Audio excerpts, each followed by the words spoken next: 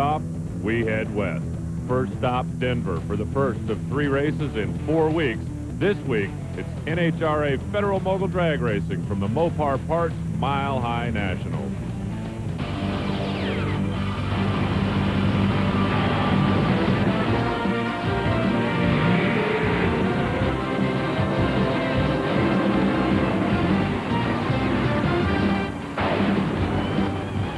We are at John Bandimere's beautiful facility, literally carved into the side of the mountain in Morrison, Colorado, just outside Denver. For the last 3 years, Rick Santos has worn the #1 of the Federal-Mogul Dragster Champion, and he's looking to make it 4 straight. The Oakwood Homes team has been very strong, and at the midseason, they lead the points on the strength of 4 national event wins and 4 divisional. 5 and 5 would be a perfect score. Jay Meyer second, but he's just got 2 national wins, and those are the toughest to come by. If Santos and the gang can leave Denver with the trophy, they might as well work on their speech. The rest of the guys will be racing for 2nd place. Meanwhile, over in the Federal-Mogul Funny Car ranks, the points picture's really pretty cloudy at the halfway point in the season, and to tell us that story, here's Jason Baffrey. The funny cars are having just the kind of tight points battle that we like to see to keep things interesting. Right now, Pat Austin is in the lead with 3 national event wins. Frank Manzo is right behind him with 4 national event wins, but he's going to be taking a few races off.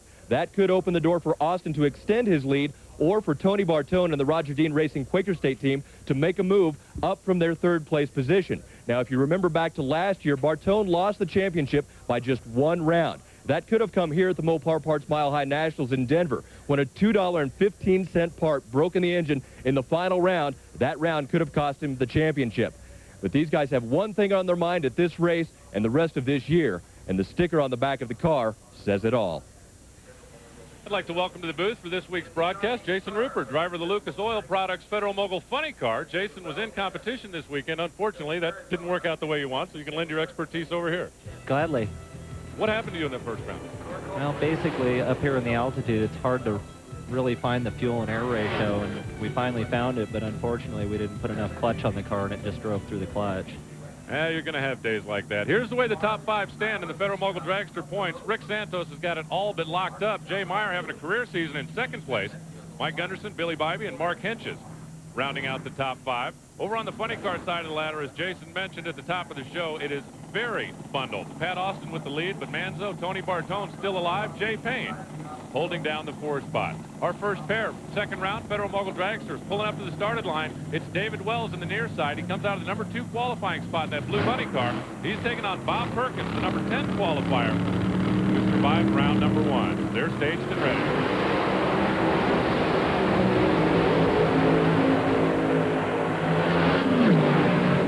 Wow, red light start for David Wells. He was 0.06 of a second early, and Bob Perkins is kind of living a dream. Didn't make a spectacular run on the 690 range, but when David left that red ball burning, this one's over.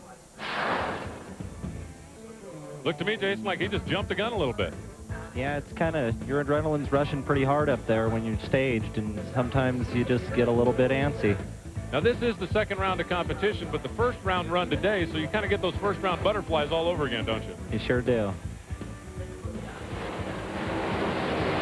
Watch it all the way down at the end. You can see the red light burning on the Christmas tree. This baby's over. Bob Perkins, semifinal.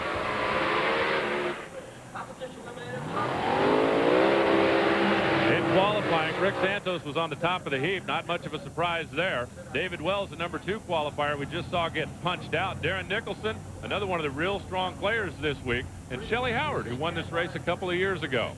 Here's the way they matched up for round #2. We just saw that David Wells-Bob Perkins matchup. And there's the rest of the field as we continue on. We'll be back with more Federal-Mogul Dragster coverage from Denver right after this.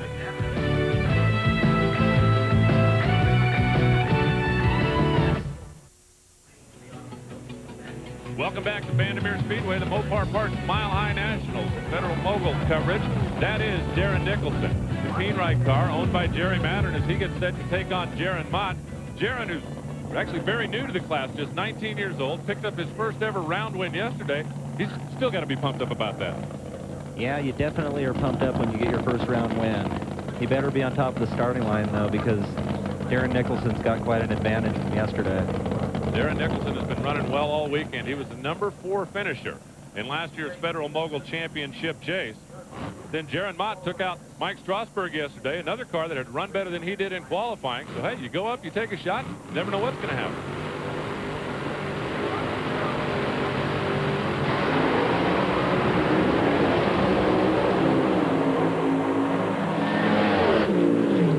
Darren Nicholson would not be denied. 583 for the win to a losing 620. And Jaron Mott's weekend comes to a close. And Darren Nicholson, I've said it before, if he didn't live out in California, run the Division 7 races where he had to race Santos week in and week out, he'd be a household name. Not much wrong with this run by Nicholson. No, it looks perfect. The thing's spinning the tires. It gets up on him. It's not spinning them too hard. And it looks really controllable, and he just kind of drives away. Daylighted him. Lots of room at the finish line. We'll watch it again all the way down track. That's a pretty good looking run for Nicholson and Mattern and the guys. Let's go to the far end of the racetrack. Here's Jason Baffrey. Bob Perkins is a former mud racer. I can guarantee this is a lot cleaner, and right now you're having a lot more fun. You got a gift there with a red light from David. Oh, yeah, he gave it to me. David's a heck of a racer. But we got it, you know, a win, we'll take it. We have a lot of fun out here. And I'd just like to thank the crew and all the guys from Strasburg Racing for helping me out. He's going to take on Darren Nicholson in the next round. Interesting. He thanked the guys from Strasburg Racing. It really is a family affair out here in the Federal-Mogul ranks. If you get in trouble, you have a problem, the guys will come help you. Sure, they sure do. Here's Rick Santos for Oakwood Homes. He is the 3-time and reigning Federal-Mogul world champ. The Jack O'Bannon-owned machine, Norm Grimes tuned machine. These guys almost never make a mistake. He's getting set to take on Kent Knuckles. That's the White Lightning car. On the other side of the racetrack, Kent came out of the number 9 qualifying position. And boy, when you go up against somebody like a Santos or like a Manzo, who just gets on one of those streaks and is unbeatable, what's going through your mind sitting there? Well, you know, you better give it your best shot on the Christmas tree, and you hope the mechanical part of the car is right. And basically, that's all you can do. Santos, as I said at the top of the show in the Open, if he wins this race, he might as well work on his championship speech.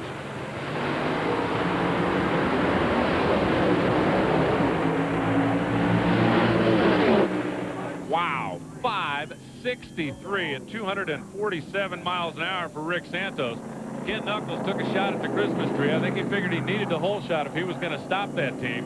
He came up red. That one was over early, and then Santos just flat drove by him. It's so rare to see that Oakwood team make a mistake. You know, every time they're going to go down the racetrack, they're going to make a good run.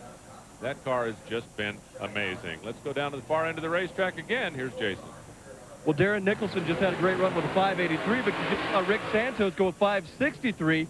You won't have to face him unless you get to the finals. Can you step it up? We've been really struggling this weekend.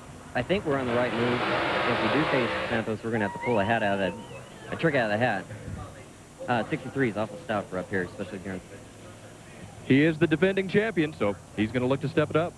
And he races Santos week in and week out. Those two teams have a lot of respect for each other, but I don't think they go to the starting line fearful of the car in the other lane.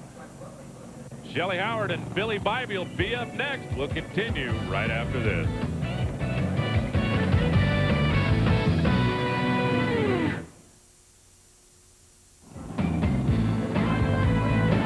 Welcome back to Bandimere Speedway, the 22nd annual MOPAR Parts Mile High National. Alan Reinhardt, Jason Rupert in the booth, Jason Baffrey covering things in the field. And we've got Shelley Howard and Billy Bybee on the starting line. Shelley, who actually won this race a couple of years ago, her first ever national championship win. I don't think I'd ever seen anybody more excited than Shelley Howard at that particular day. It's definitely an exciting thing.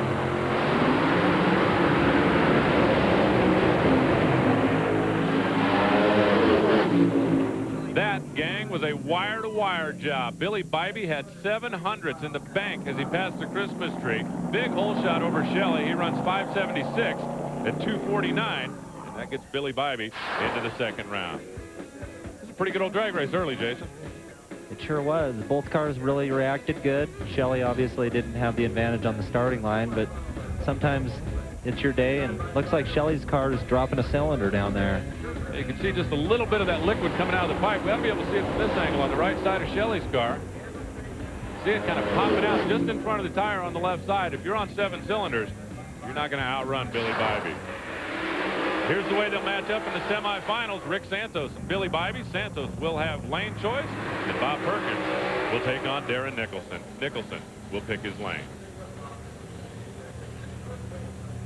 Funny cars coming up to the starting line. Here's the way they qualified in the Federal-Mogul Funny Car ranks. Vern Moats on the top of the sheet. Vern, the multiple-time Division 5 champ. Always tough up here on the mountain. Tony Bartone in the 2 spot. You see Cy Chesterman's here this weekend. Jay Payne and Todd Simpson also on the qualifying sheet.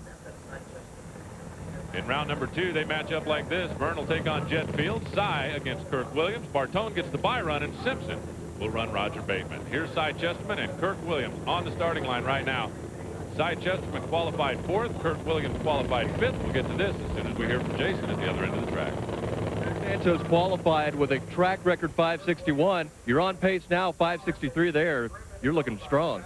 Yeah, well, the conditions got better today, you know, and hey, it's kind of neat up here on the mountain. You know, it's quite a challenge, and my crew's really up for it. They're doing a great job. Those guys always do a great job. Cy Chesterman, one of the toughest cars in the country. If he went out seriously chasing points and chasing a championship, I think he'd give Manzo, Newberry, Bartone, those guys a big headache.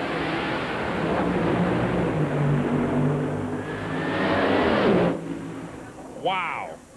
By 0.03 of a second, Cy Chesterman survives. He wins it with a 592 to a 596 for Williams. Kirk Williams was better off the starting line, and you got to know Cy could see him the whole trip down the racetrack. Take a look at this one again. Jason, this is just a great old drag race. Boy, it sure is. Beating Cy off the starting line's a feat in itself. He's usually so good. I mean, Kirk Williams has got to be pretty happy about that, even though he lost. Looked like Cy was in trouble, but as they got to the stripe, that's what 0.03 of a second looks like. 240 miles an hour. Pretty good run on both sides of the racetrack. Usually the Federal-Mogul Funny Cars are darting around a little bit more out in the middle at the shift points. Both drivers with a good run. Cy was just that much better. We'll continue on with Federal-Mogul Funny Car coverage from Denver in just a moment.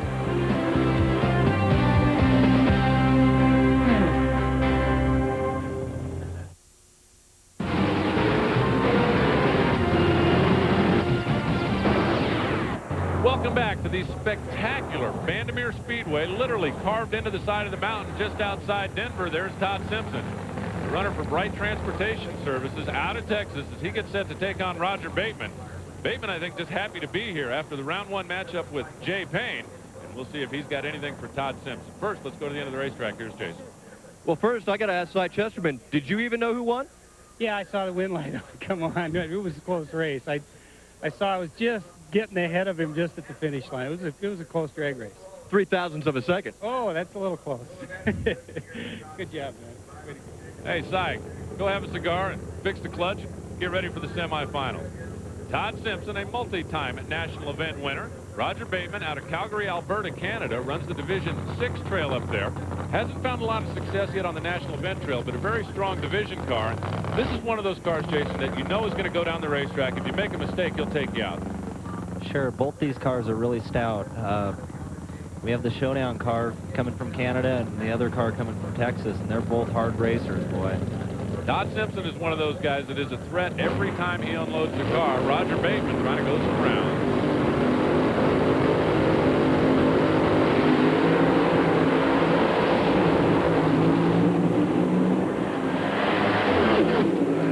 Bateman was all over the racetrack, and Todd Simpson gets the win. 596, 240 miles per hour. Roger Bateman followed across with a 615 at 239, but Bateman really had his hands full. What's the driver thinking about when a car does something like this? Put us in the seat, Jason. Take us through this when we go to replay. Well, basically, you're trying not to let the thing go over the guardrail or hit, or go over the center line. You know, you're up against a guy like Todd Simpson, who's always extremely good on the starting line, and they've actually been the most consistent car this whole weekend. They've run 599, 598 all through qualifying, and as you can see, they stepped it up a little bit, and they're doing their job. Bateman's car that moved towards the center line, and then he ripped it back into the middle of the lane, but he just didn't have enough to catch Simpson. We'll be back. Continue on with round 2 Federal-Mogul Funny Cars from Denver after this.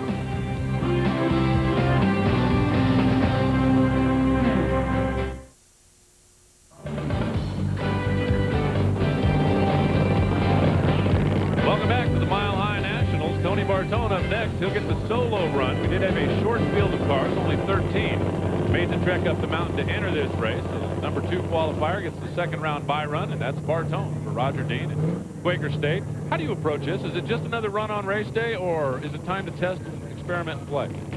Well, on any single, you definitely know that you have a good test run. You can stand on it pretty much as hard as you think the track can handle it, and if you fail, you really don't lose anything. Tony is also running for lane choice. Low ET would get that in the next round.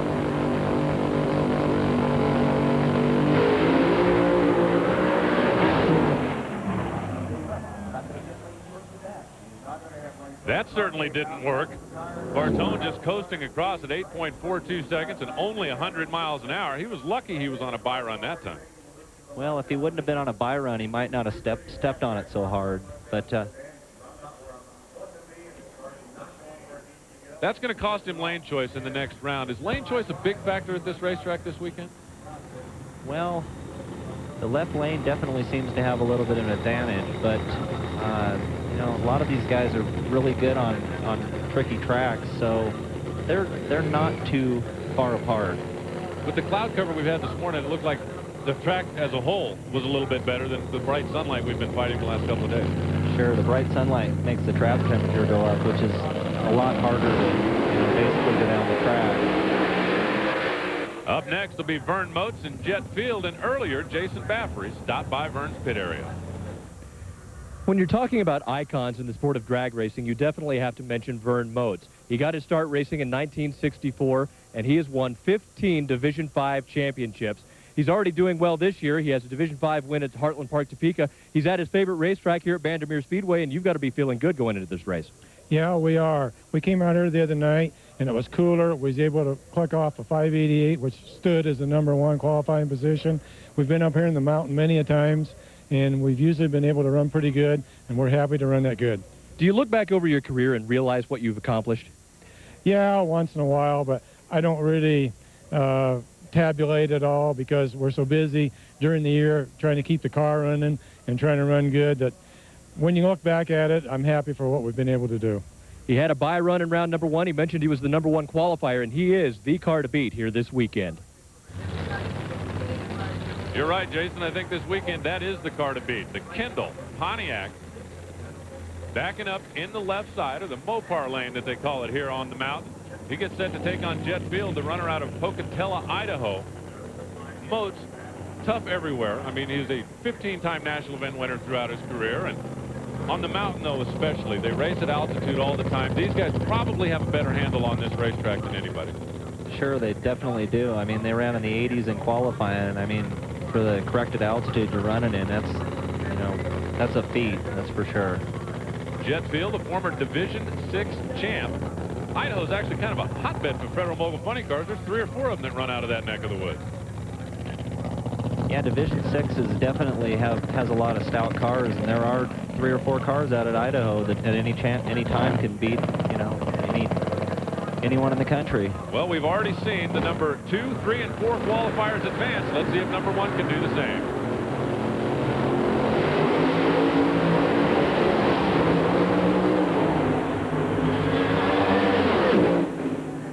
Wow.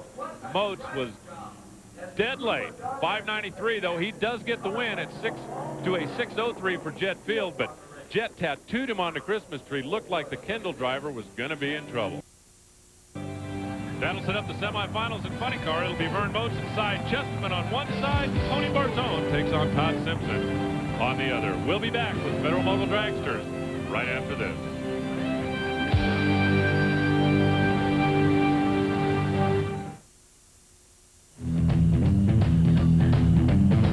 Welcome back to the mile-high city of Denver, Colorado. Actually, Morrison, just outside Denver. It's semifinals time in our Federal-Mogul Dragsters. There's Darren Nicholson.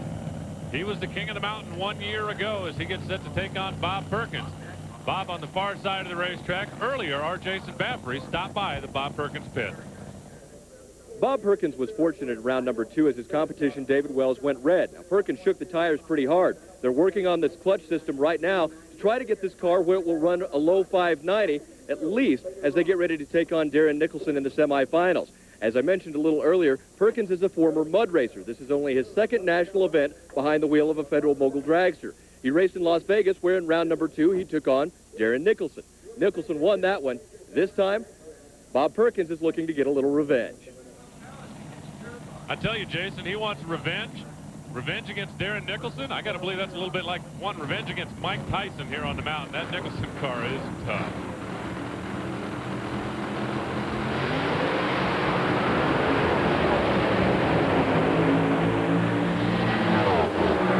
Bob gave him a run for a while, but just not enough race car. 5.80, 243. Darren Nicholson goes into the final round. Perkins runs a 6:03 and 2:31. Looked like he was hanging in there for a while. But as they closed in on the finish line, he just drove away from him. Jason? Yeah, it looked like it was a good race up until about half track. I think Darren wanted a little bit more from his car, but it looked like it was skating around just a tad. So maybe they lost it just a little bit in tire spin.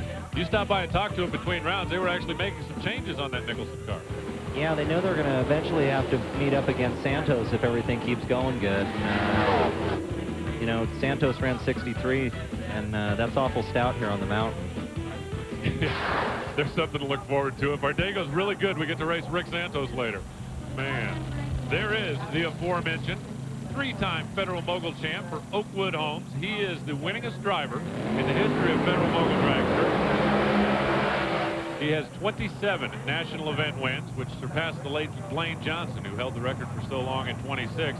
Billy Bybee on the far side of the racetrack, that second wind machine. And Jason, this is not a walkover. That Billy Bybee is a tough car. Yeah, it sure is. He definitely doesn't have the advantage, but he's going to probably be right on the money on the tree. And, you know, Santos is usually, you know, about the best lever there is out there. So he's going to have to really do his job. Billy Bybee qualified fourth. He's trying to stop the #1 qualifier. Let's go to the far end of the racetrack. Here's Jason. Well, Darren, a 580, you're going back to the final, and looks like you might be able to defend your title. I'd sure like to. We're stepping in the right direction here. We've been struggling all weekend. Jerry Marin's got this Phoenix car turned around. We're going to have to pull something out for Rick, because I'm sure he's going to lay one down here. Of course, Alan, we'll see if it's Rick or Billy Bybee. Yeah, I don't think that I'd be writing Billy Bybee off quite that easily. Rick Santos is absolutely the car to beat, but that Billy Bybee machine, as I said, that is one tough automobile. If Rick Santos and Jack O'Bannon and Norm Grimes are looking past this guy, they're making a mistake.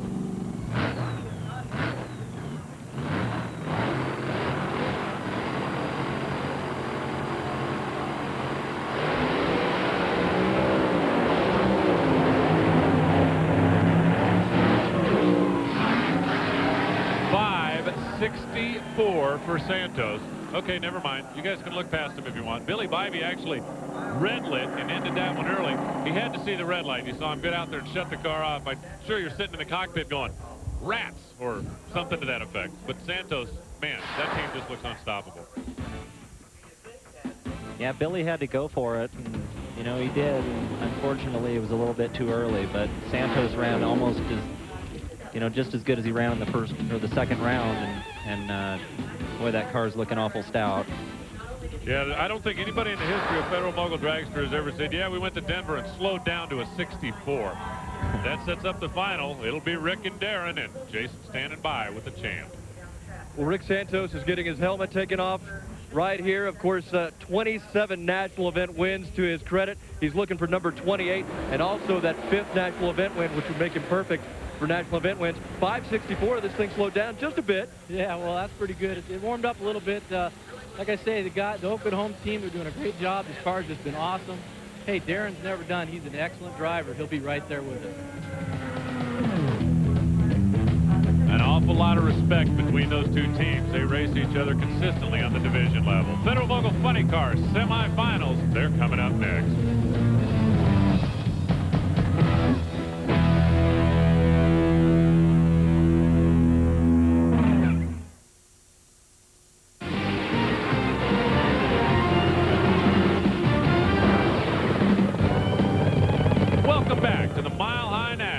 Bandimere Speedway, just outside Denver, Colorado. Alan Reinhart, Jason Rupert in the booth. Jason Baffrey doing his usual excellent job out in the field. And this is a monster matchup between Cy Chesterman and Vern Mose.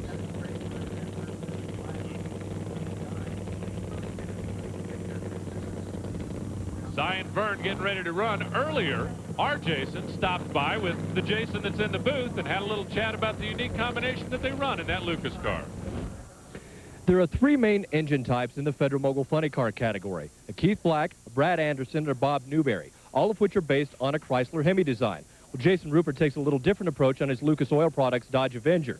He is using an engine designed and built by Chet Herbert, which for all intents and purposes is a new version of a Ford Hemi and designed specifically for alcohol and nitro racing. Now, we've got the heads off of both cars here. We're going to take a look at the two. This is the standard Chrysler Hemi head. Looks pretty basic, single valve cover. When you put it up next to the Chet Herbert design, you can see the obvious differences. This is a split head running two separate valve covers. The spark plugs run right down the center. That makes them a lot easier to get to and takes a lot of workload off of the crew.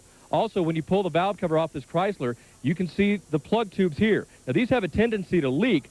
That is no longer a problem with the Chet Herbert design because those tubes aren't there. Now, taking a look here at the intake and exhaust ports, these are made much more in line with each other, which creates a better flow of air throughout the engine. Also, there's a bigger bore center on the Chet Herbert designed engine, and Jason, that creates some advantages as well. It sure does. The bore center basically means that the center line of this bore and the center line of this bore are wider apart, which makes this a lot thicker and have a lot more meat in here. Basically, it makes it a lot stronger, which in a drag race application is very important because we push the motors so hard. It also lets us put bigger valves and bigger pistons in, which enhanced should make a lot more horsepower. Now, we mentioned the valves. Let's take a look at those.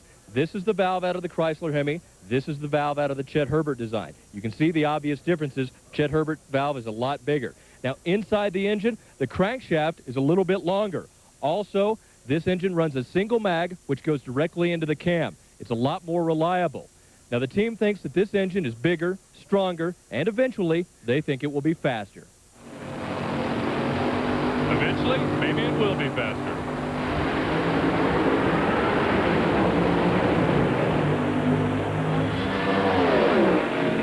We'll have to go back in the history books and try to figure out, A, the last time that Cy Chesterman red lit, and B, the last time we had so many red lights in one race. Vern Motes goes 591. Chesterman shut off to a 618 as he was getting a little close to the center line, but wow, I was expecting a monster matchup. Jason, that's the absolute last thing I thought would happen.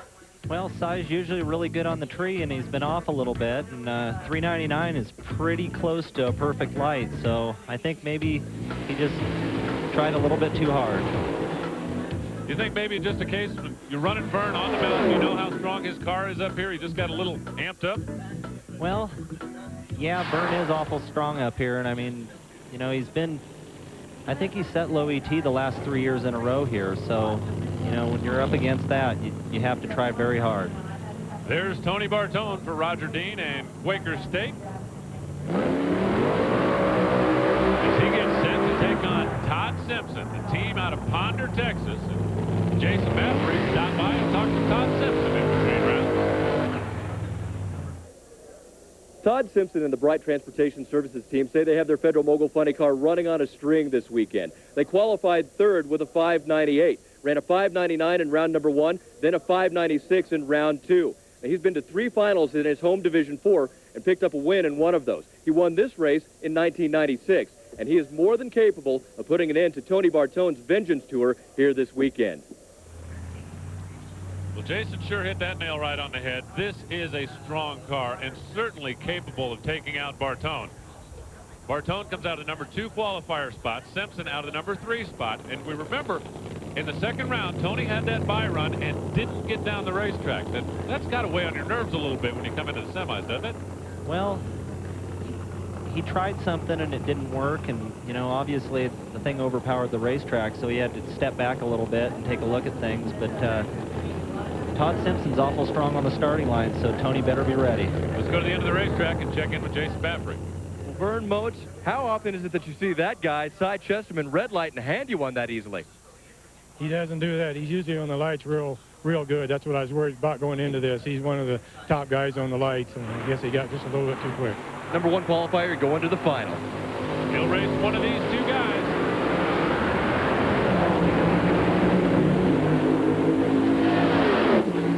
Simpson's car headed for the center line, and he could not get it back. T-Bone goes 588. at 241 miles an hour. It looks like the green team went back to what they knew. Pretty good old run on that right lane. Boy, that sure was a good race for a little bit. Todd spun the tires, got over towards the center line. Once you get in the marbles, it's really hard to control those cars, and Tony was right on the money. They left perfectly together, and boy, 88, it's going to be a good final. You know, as announcers, we sit up here sometimes and make kind of a big deal about lane choice and getting lane choice and keeping lane choice. On this day, on this racetrack, I don't think there's any difference at all. It seems pretty fair on both lanes. So that will set up our final round. It'll be the oil company battle. Tony Bartone for Quaker State and Vern Moats for Kendall. Let's go down to the end of the racetrack. Here's Jason one more time. Well, Tony Bartone is ecstatic to be going back to the final round to get a chance to redeem himself from last year.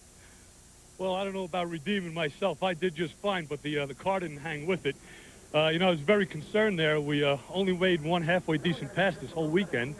And the Roger Dean Quaker State Chevy GMAC car was a little behind the 8-ball, and I don't know what it run, but we're in the final. We got something to work with. The Vengeance Tour moves on. The Vengeance Tour moves into the final with lane choice. We'll be back with final rounds from the top of the mountain in Denver right after this.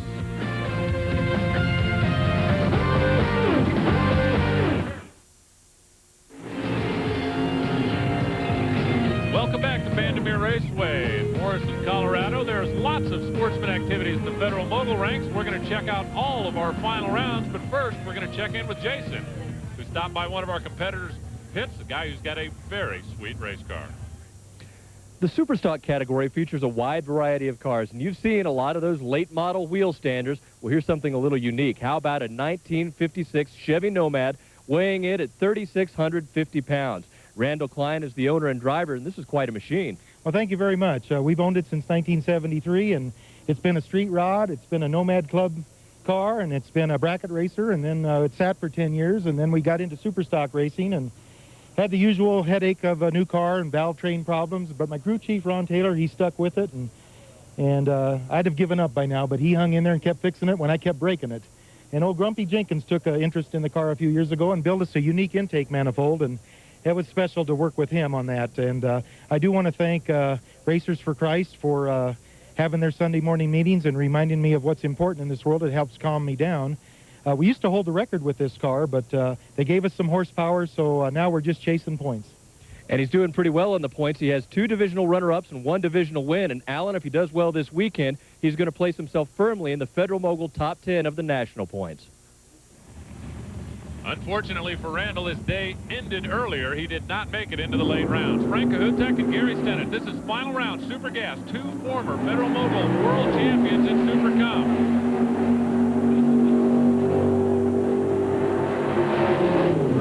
In this category, you try to run right on the money, and that's what Stennett did. 10:53 for the win at 143 miles an hour. He was 431 on the tree. Now that is a 10:53 altitude-adjusted index. At most tracks, it's 990. Here on the mountain, it's 10:53. That's exactly what Stennett ran. Jason caught up with a happy winner. Gary Stennett, 10:53 on the 10:53 index. That was quite a final round. You and Kahotek, it doesn't get much better than that. No, that was a great race. I mean, anytime you can race somebody as good as Frank and beat him in a final round, that's pretty exciting.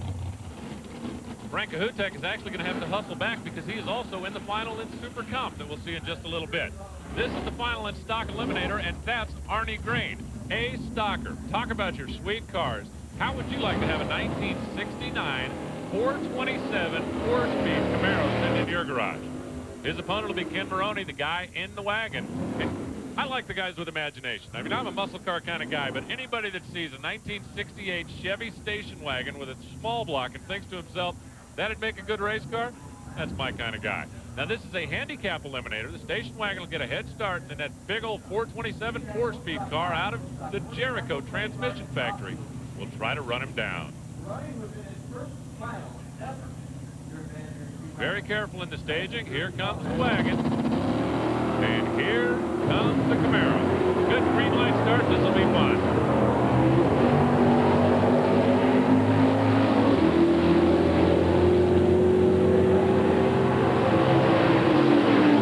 The wagon holds him off at the stripe. Both drivers actually actually broke out. They ran quicker than their predicted elapsed time, but Ken Maroney was closer by 9/1000ths of a second. The station wagon will be in the winner's circle. Hey, one thing good about that car, lots of room in the back to pile your trophies if you need them. That'll bring up Super Stock. Ricky Ryan in the Cutlass. Runner out of South Dakota taking on Joe LaCicero. Joe, for the folks at Wittenauer watches. In that Camaro, LaCicero looking for his second national event win, the Federal-Mogul Tour. He won out in San Francisco last year. Been in a couple of finals, but looking for his second trophy. Again, this is a handicap eliminator. Rick Ryan will get the head start in the Oldsmobile, and then LaCicero will try to run him down. Both drivers almost dead even in reaction time.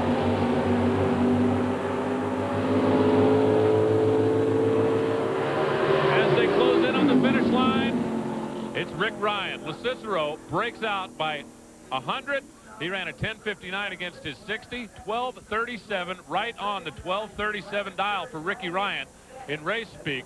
You figure in his reaction time, he had a 22/1000ths package, and he takes out LaCicero. Rick Ryan picks up his first ever national event win. We love happy winners, don't we, Jason? We do love happy winners, Alan, and we've got one right here. Rick Ryan, 12:37 on the 12:37 in your first national event win. Oh, it just feels great. I'd like to thank my father and my aunt and uncle. They helped me pay for the car. We just bought this winter. It feels great. I don't even know what to say.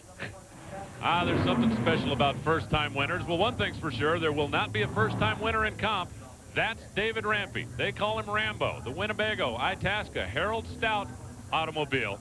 And he is going to take on the defending mile-high champ, David Cook. Two of the quicker cars in the category. Rampy drives an A Econo Altered. Again, this is a handicap eliminator, but in competition eliminator, there is no breakout. First car to the finish line wins. It's almost a junior pro stock category, if you will.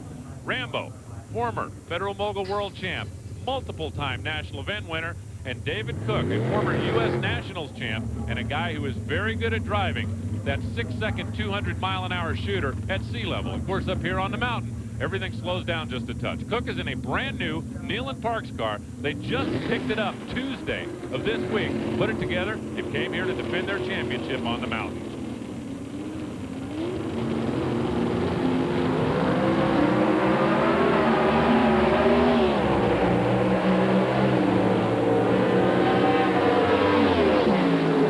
Rambo holds him off. David Rampy at 8:02 and 155. Stops David Cook, who runs 7:32 at 185-mile-an-hour charge. Rampy was a little better on the reaction timer, and that really was the margin of victory. It was 13/1000ths of a second at the stripe, and for David Rampy, just one more trophy to add to his collection. Jason? David Rampy picks up his second national event win of the season. You take out the defending event champ to do it. Great run. Yeah, man, you know, the guys worked real hard. We came in here, the car ran good right off the bat. And, you know, we just couldn't do this without Winnebago, Stouts Racing, the guys, Barry Davis, my wife, Kelly, everybody just done a great job, you know. That leaves us with the Super Comp final round, and that's Jason Covington's car, 89 Old Sierra for the folks at Portacool.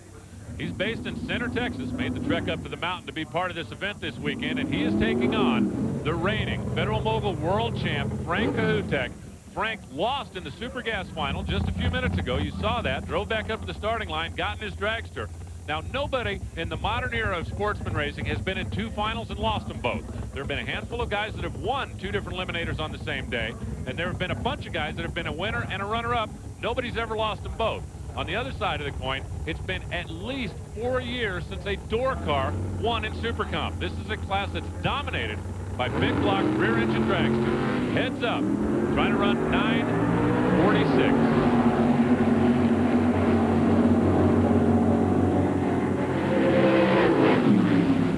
Kahutek wins it. He keeps the string alive. You can't lose two on the same day in the crowd. Well, at least that guy goes wild. Frank Kahutek, your champ, runs 9:46 to a 9:46.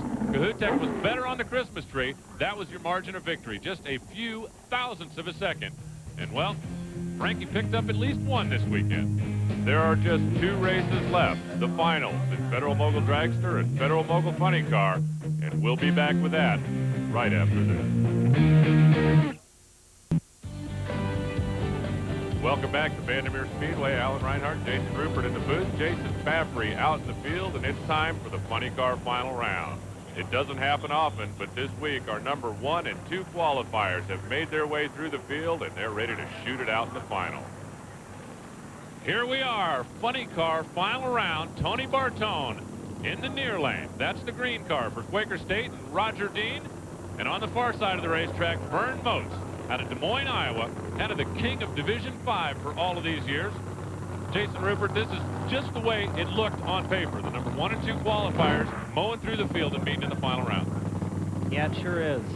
They're both concentrating really hard right now. They're both going to try to cut a good light, and it's going to be really close. They're both really good racers. Tony's got a little bit of advantage on the starting line from the previous rounds, so these things are pretty unpredictable sometimes, so we'll see what they do. Vern Moats has been going down the racetrack just about every run. Tony has actually struggled a little bit at times. We'll see if he's got all his ducks lined up for the final.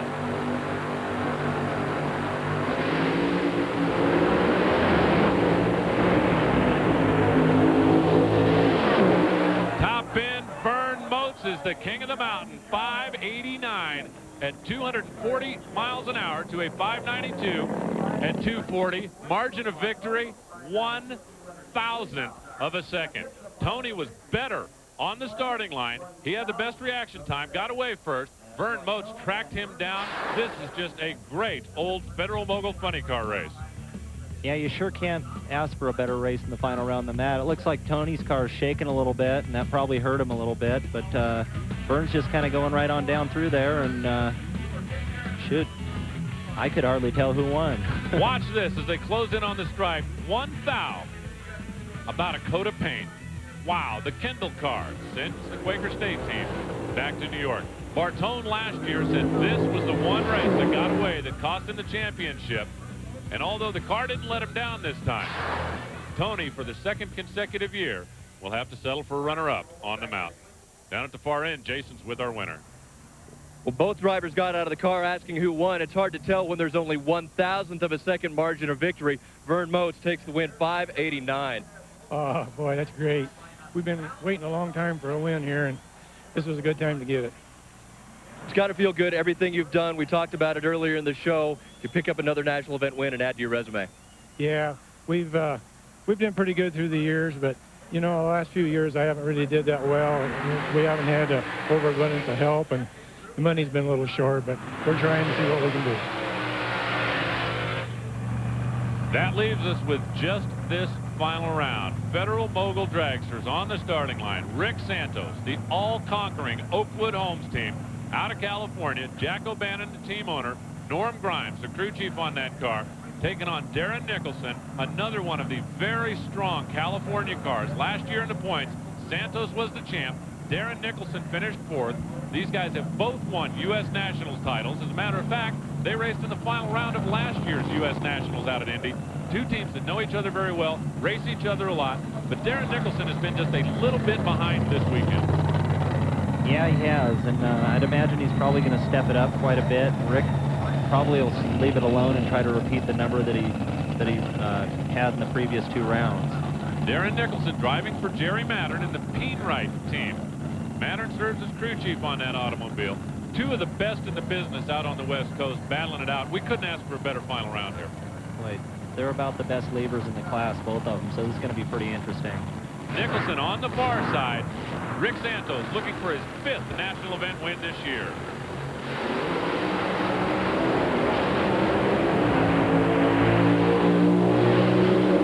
Wow. 568, 252 miles an hour. Santos wins it. What are you supposed to do when the guy who's got the fastest car cuts a 4:06 reaction time and drives off into the sunset? Look at Rick. He's just celebrating inside there. Another pretty good old drag race. Nicholson gave him a shot, but on this day, he didn't have enough race car for Rick. Yeah, they stepped it up every round, but they just didn't quite have the power that Rick did. And I mean, when you have almost a perfect reaction time and all the power, boy, it's hard to beat. That's why he's world champion. Nicholson did run a 5:79 in that run, but there was daylight between him at the finish line, and Rick Santos picks up his 5th national event win. That makes him perfect on that side of the points ledger. Keep in mind, 5 nationals and 5 divisionals are what you get to claim towards the championship. And I'm telling you, there's a lot of racing left to go, but that guy right there can start working on his speech for the banquet at the end of the year, because he's going to win it again. Jason? Well, he is the winningest driver in Federal-Mogul dragster history. He adds 28 to the list. 5:68, 4:06 reaction time. Yeah, you know, Darren's so good over there, man. He makes me extra ready sometimes, and I guess I was. Perfect 5 for 5 now. Basically, you don't have to go to another national event. Yeah, we're going out to race and have fun like we usually do, and this was a little special. Jack O'Bannon's wife, Bev, her dad died last week, and we wanted to do this one for her, and I'm glad we did, and this one's for you, Bev. I love you. A stout performance from a great champion. Hey, join us again August 19th right here on the Deuce at 2 p.m. when we'll be coming to you from the Prolong Super Lubricants Nationals up in Seattle. Now, for Jason Baffery and Jason Rupert, want to thank him for sitting in and sharing his expertise. I'm Alan Reinhardt. So long from Denver.